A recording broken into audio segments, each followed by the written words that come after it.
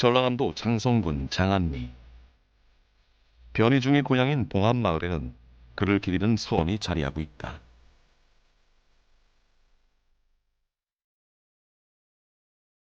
조선 중기의 문신이자 학자인 변희중.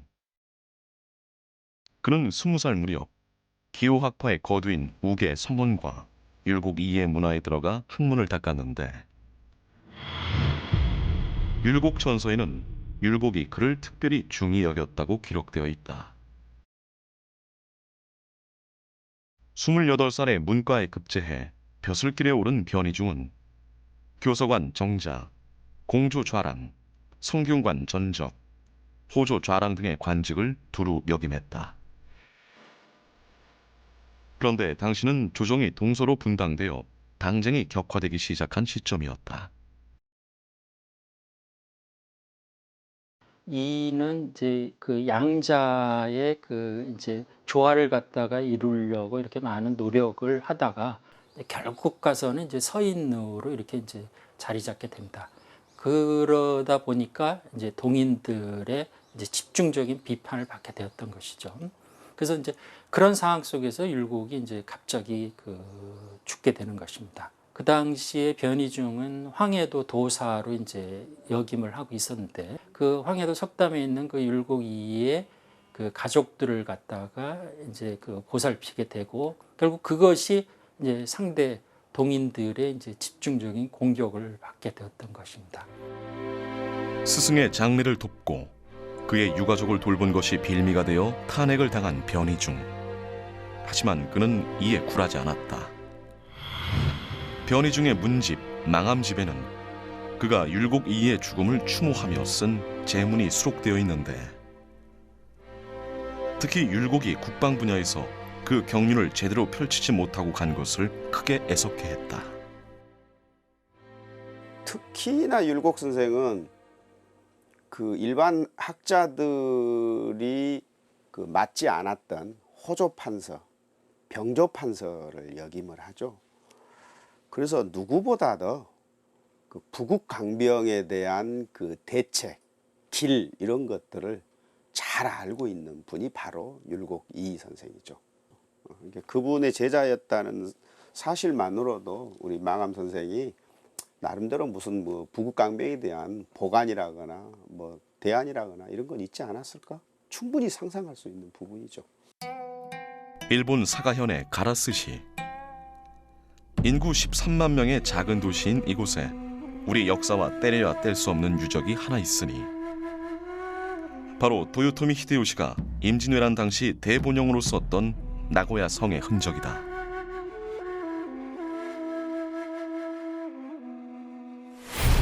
(1591년 10월에) 축조를 시작해 2달 만에 완공된 나고야 성에는 일본 전체의 다이묘가 동원한 20만 대군이 결진. 그중 약 16만 5천이 바다를 건너 조선 침략 전쟁에 나섰다. 조선에 도착한 일본군의 선공 부대는 삽시간에 부산과 동래를 차례로 함락하고, 탄금대에서 신립이 이끄는 조선군 기병을 전멸시키며 거침없이 북진했다. 도보로 이동하는 군대라고는 믿기 힘든 엄청난 진격 속도였다. 결국 선조는 왜군을 피해 몽진을 결정한다.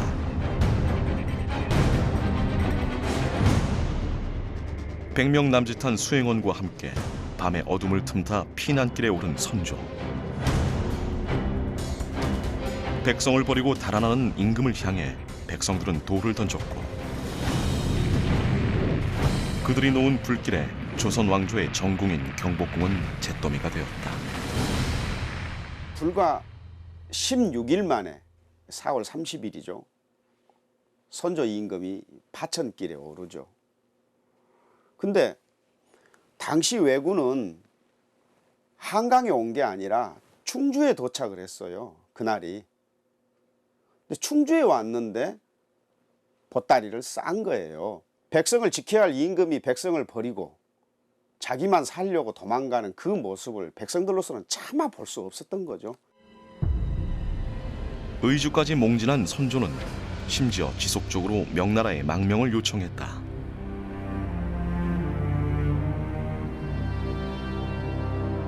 이러한 때 당시 어천찰방이라는 미관 말직을 맡고 있던 변희중은 상소를 올려 임금이 다시 어가를 남쪽으로 돌려야 한다고 분연히 주장했다. 선조가 그런 전쟁에서 이길 대책이라든지 아니면 빼앗긴 그런 국토를 되찾을 그런 비책을 마련을 해야 되는데 이제 그런 의지가 부족하다는 것이죠. 그래서 굉장히 그 선조에 대해서도 이제 비판적인 그런 그 논지를 갖다가 피게 됩니다. 당시 조선에 파견된 왜군은 100년의 전국 시대를 거치며 병사 개개인이 실전 경험을 갖춘 베테랑이었다. 특히 전국 시대 후반 포르투갈로부터 도입한 조총은 일본 내에서도 전쟁의 양상을 완전히 바꿔놓은 신무기였다. 조선군은 특히 조총을 쏘다가 일본도 등으로 돌격을 감행하는 왜군의 전술에 큰 부담을 느끼고 있었다. 조총을 이용해서 일제 사격전을 펼치고 살부전법이라고 그러죠. 1열이 사격하고 난 다음에 재장전을 하기 위해서 뒤로 빠지면 2열이 바로 나가서 사격을 하는 거죠. 그럼 적은 계속 탄환을 받을 수밖에 없는 그런 상황이기 때문에 결국 이제 그런 전술을 펼치다 보니까 조선 육군이 초기 전투에서는 상당히 당황할 수밖에 없었다고 할 수 있습니다. 변희중은 일본군을 경멸하기 위해선 그들의 전술에 맞설 무기 개발이 시급하다고 여겼다. 변희중의 망함집에 수록된 총통화전 도설. 여기에는 각종 화약 무기의 도면과 제작 원리가 상세히 소개되어 있는데 그가 평소 얼마나 국방에 많은 관심을 기울였고 무기 체계에 높은 식견이 있었는지 보여주고 있다. 변희중이 특히 주목한 건 조선 초기부터 꾸준히 이용해온 우리 민족의 대표적인 활용 무기 화차였다. 1451년에 제작된 문종 화차. 세자 시절부터 화약무기 개발에 관심이 많았던 문종이 직접 설계한 것으로 수레 위에 신기전이나 총통을 올려 한 번에 수십 발을 쏠 수 있게 만든 일종의 이동식 로켓 발사대다. 특히 수레의 차체 아래 기둥을 세워 발사각도의 조절을 자유롭게 한 점이 가장 큰 특징인데 세종 때의 과학기술력이 집약된 중요한 유산으로 평가받고 있다. 하지만 임진왜란 당시에는 거의 남아있지 않았다. 1592년 전라도 소모사에 임명된 변희중은 문종 화차를 토대로 직접 무기 개발에 나섰다. 그는 장성군 북이면 조양리 봉악산과 공평마을 앞 안산 등지에서 화차를 제작했다. 이곳은 모두 변씨 가문의 세장산이다. 화차 제작 비용 역시 모두 변씨 문중에서 나왔는데 특히 당시 만석군이었던 사촌 동생 변윤중의 도움이 컸다. 변희중의 사촌이었던 그 변윤중은 자기 전 재산을 이제 이 화차를 만드는데 희사하고 또 그 자신이 그 뒤에 정유재란이 일어났을 때 그 자기 고향인 장성에서 의병을 일으키죠. 그래서 일본과 싸우다가 이제 결국 그 힘에 부딪혀 갖고 그 휴암 즉 부엉이 바위에서 결국 이제 떨어져 죽게 되고요. 장성군 장성읍 부흥리의 우뚝 솟은 휴암. 정유재란 당시 왜군에 쫓기던 변윤중은 몸을 피하는 대신 죽음을 택했다. 그가 당시에는 바로 밑까지 황룡강이 들이치던 이곳 휴암 아래로 몸을 던져 순절하자 그의 부인과 며느리도 그 뒤를 따랐다. 훗날 변윤중과 그의 가족의 충절을 기려 건립된 삼강 정려가 지금도 봉암서원이 있는 장안마을 입구에 세워져 있다.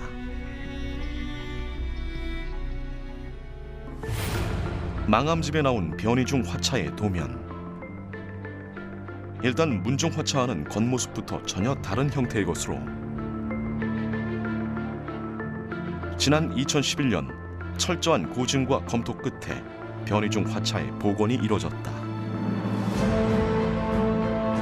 가로 세로 너비 2m, 높이 180cm의 사각형 방어막을 평차 위에 설치한 형태로 제작된 변이중 화차는 적의 공격으로부터 병사를 보호할 수 있는 구조로 이루어진 동시에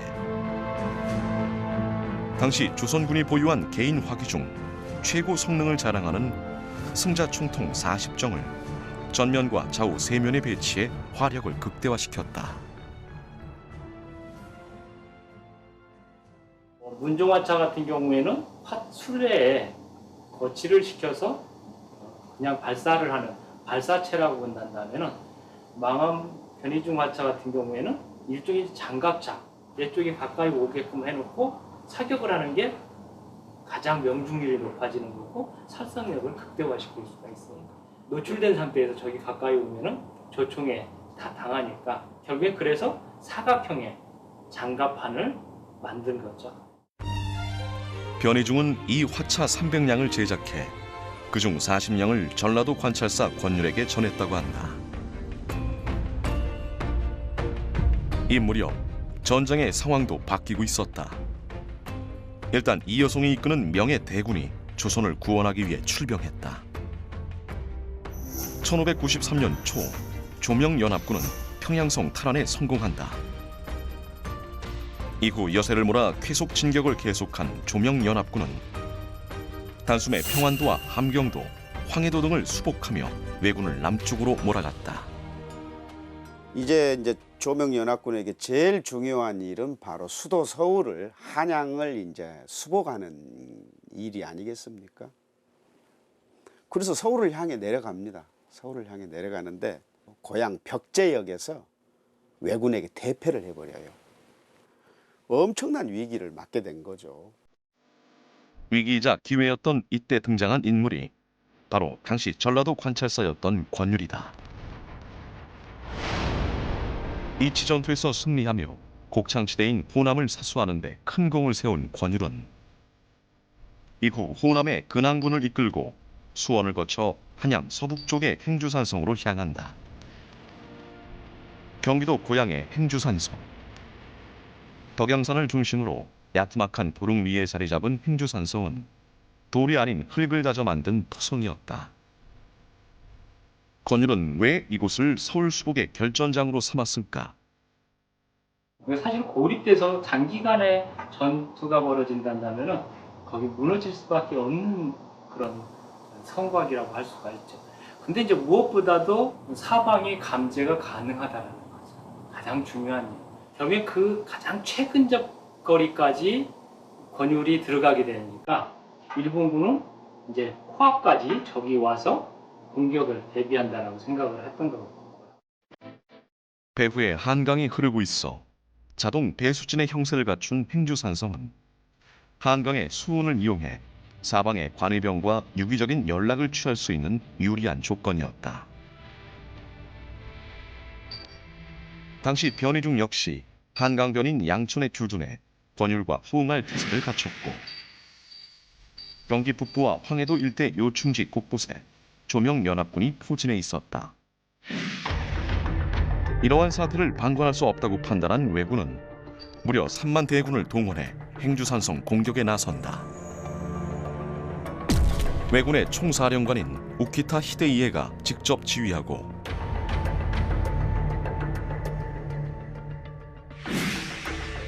도요토미 히데요시의 최측근인 이시다 미츠나리 등 왜군의 고위급 지휘관들이 모두 나선 대전투였다. 일단 한강 쪽에서는 적의 공격이 원천적으로 불가능했고 해발 124m에 불과하지만 행주산성이 위치한 덕양산은 꽤나 가파른 구릉지대로 산성 서북쪽의 좁은 경사로가 유일한 진입로였다.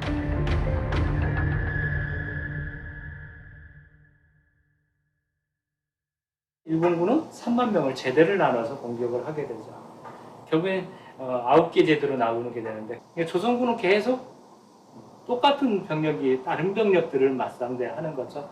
결국에 그런 상황에서 버틸 수 있었던 거는 화차와 같은 그런 탁월한 성능을 가진 무기 승리해서 여기까지는 우리가 지킬 수 있겠다고 했는데 생각지도 못한 복병에게 일격을 당해서 완전히 참패를 당했죠.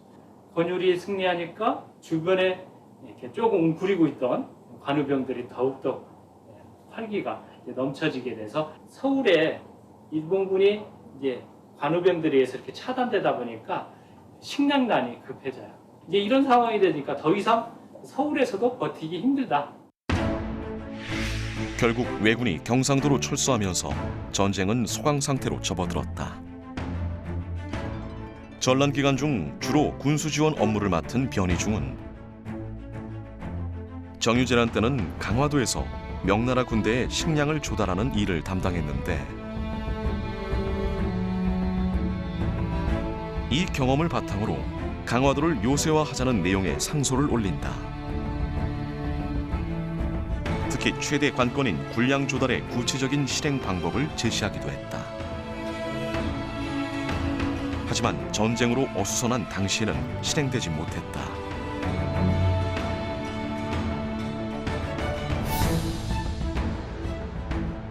강화도를 그 중요한 군진으로 삼자라는 이 아이디어는 나중에 정책으로 실현이 됩니다.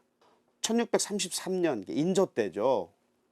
강화도 옆에 교동이라는 이제 섬이 있어요. 거기에다가 삼도 수군 통호영을 둡니다. 1700년 이게 이제 숙종 때죠. 강화도에다가 진무영이라는 군영을 둡니다.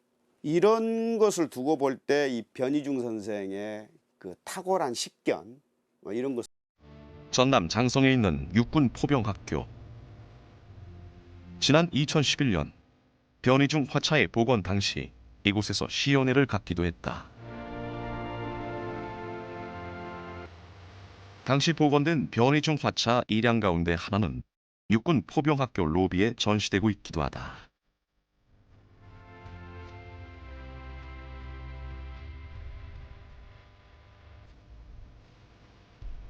행주대첩 승리에 결정적인 기여를 한 변희중 화차는 조선시대 선조들의 국난 극복 의지와 망암 선생의 혼이 담긴 독창적인 화력 무기입니다.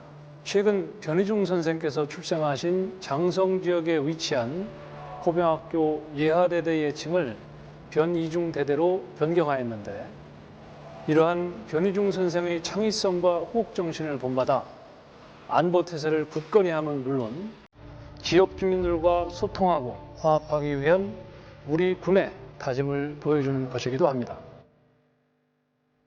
망암집의 심두편에 나오는 변희중의 군사와 무기에 대한 철학.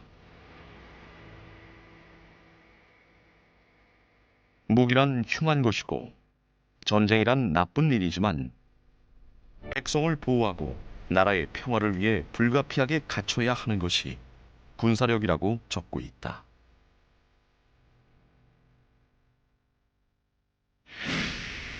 평화를 원하거든 전쟁을 준비하라는 고대 로마의 금언과 일맥상통하는 대목이다. 문약에 찌들었던 조선시대, 무를 천시했던 당대의 선비들과 달리 몸소 무기를 설계하고 제작했던 변희중의 유비무한 정신. 그 고민의 결정체이자 오늘날 전차의 원조인 화차는 우리 민족의 자랑스러운 발명품이자 귀중한 유산이다. 그리고 화차를 만들기 위해 보여준 변씨 가문의 희생정신은 우리가 잊지 말아야 할 남부의 보물이다.